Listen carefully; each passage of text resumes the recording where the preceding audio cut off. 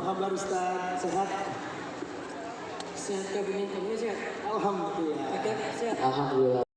Baik sekalipun merawat orang tua yang sakit, dia sukarela banget dan dia tahu pahalanya, dia tahu kemuliaan dalam kebaikan itu. Tapi namanya manusia ada masa-masa saking lamanya dan monotonnya dia melakukan kegiatan itu, ada masa-masa fatrah, ada masa-masa dia stuck gitu, kayak jenuh banget gitu.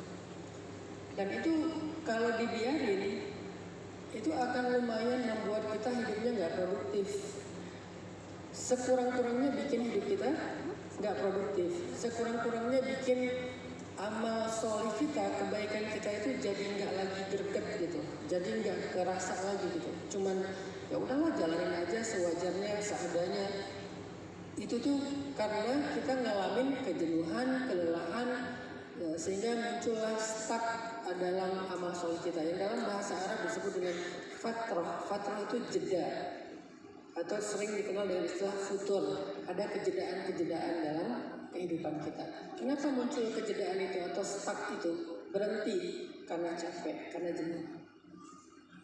Nah, di dalam Al-Quran Allah Subhanahu wa Ta'ala memberikan sebuah gambaran atau sebuah kondisi bagaimana orang itu bisa sampai ke level stuck atau fatrah. Bagaimana seseorang itu sampai ke level jenuh, kemudian dia mulai mempertanyakan kapan datangnya jalan keluar, karena dia udah capek dengan masalah. Kapan datangnya keajaiban, karena dia udah capek dengan perjuangannya. Kapan datangnya kesembuhan, karena dia udah capek dengan sakitnya. Kapan datangnya jodoh, karena dia udah capek dengan kejombloannya. Kapan datangnya keturunan, karena dia udah capek.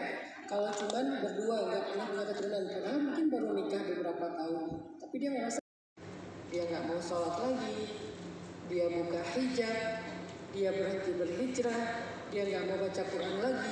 Ini lebih ekstrim dari yang pertama. Kalau yang pertama itu mungkin lebih kayak berhenti beramal soleh. Kalau sekarang malah berhenti jadi orang benar. Kalau berhenti beramal soleh kayak kehilangan kesempatan amal soleh. Kalau jadi orang benar, dia berhenti untuk sholat, dia nggak mau berhijab lagi. Bahkan yang lebih ekstrim lagi, dia nggak mau lagi jadi hamba Allah sampai murtad dari Islam. Kenapa? Capek. Dan itu salah satu di antara mental problem yang dihadapi oleh kita. Bukan cuma milenial, bukan cuma Gen Z, sebetulnya semua orang pernah mengalami itu. Bahkan di zaman para sahabat sekalipun, orang-orang soleh sekalipun, karena itu bukan aib. Mental illness, mental problem itu bukan aib, sehingga nggak perlu kita menghakimi orang yang mengalami mental problem. Kayaknya kamu kurang iman deh, kayaknya kamu kurang ibadah deh. Bukan itu. Sama kayak orang lagi kena penyakit fisik, kayak tiba-tiba dia batuk, tiba-tiba dia flu, tiba-tiba dia diare, tiba-tiba dia panas tinggi, demam, segala macam. Itu bukan aib. Nggak perlu kita hakimi orang yang lagi batuk, kayaknya kamu kurang iman, kayaknya kamu kurang ibadah. Ya sepositif dan sesehat apapun pola hidup dia, kadang-kadang ya sakit juga.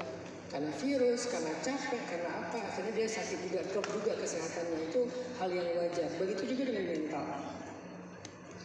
Dimanapun kita berusaha untuk taat beribadah, dimanapun kita udah belajar iman, tapi ada faktor-faktor lain yang kadang-kadang bikin kita capek.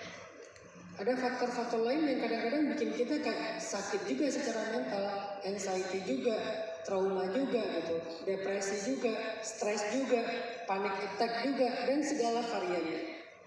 Bahkan kalau dibiarin bisa sampai bipolar juga, skizo juga, alhamdulillah ya. Jadi teman-teman yang dirahmati Allah SWT, kita hari ini pengen belajar dari POV Islam.